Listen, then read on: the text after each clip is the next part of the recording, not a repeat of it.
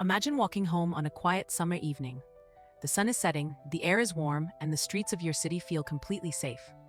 Their spree of terror began almost as a dark joke, starting with the torture and killing of stray animals, a massive red flag that quickly escalated into something far more monstrous. Bored with animal cruelty, they decided to graduate to human beings, treating murder as a twisted game or an adrenaline sport.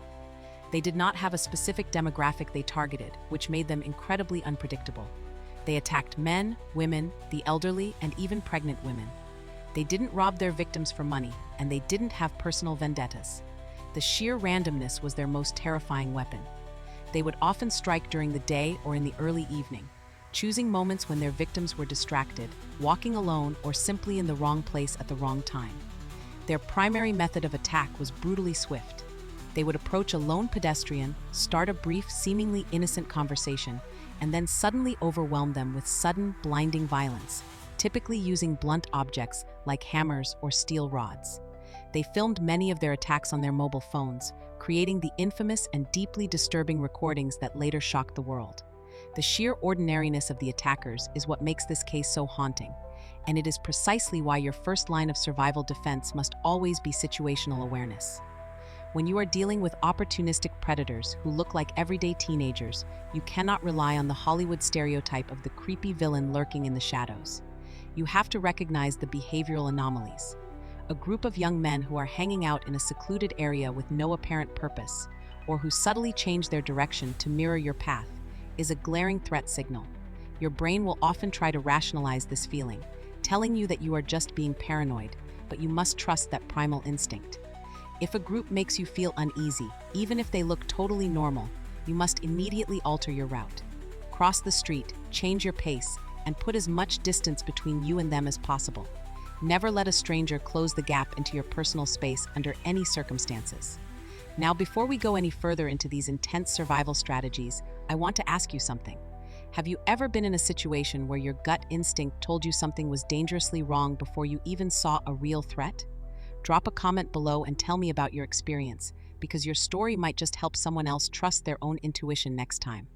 When we talk about surviving the Dnepropetrovsk Maniacs, we are really talking about surviving a sudden, overwhelming ambush by multiple attackers.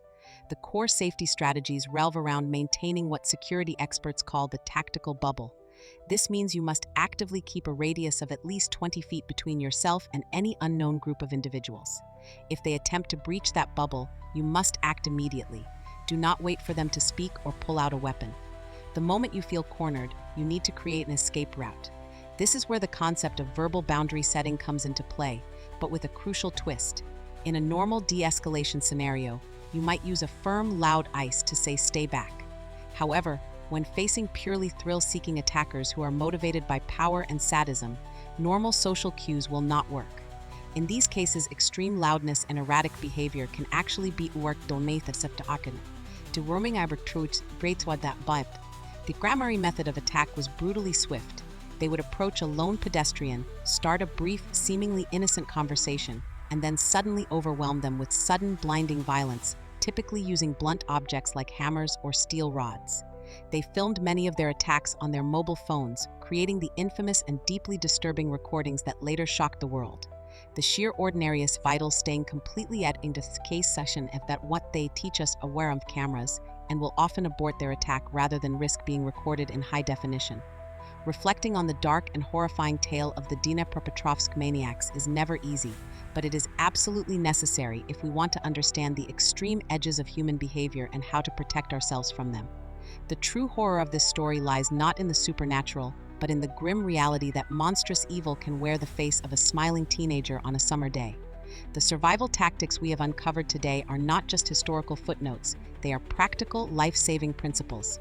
Trust your instincts, maintain your distance, create overwhelming chaos if cornered, and always prioritize populated, well-lit environments over isolated shortcuts. We cannot control the darkness that exists in the world, but we can absolutely control our preparedness to face it. Stay vigilant, stay aware, and never underestimate the power of your own will to survive. Thanks for watching. Please subscribe to my YouTube channel for more interesting videos.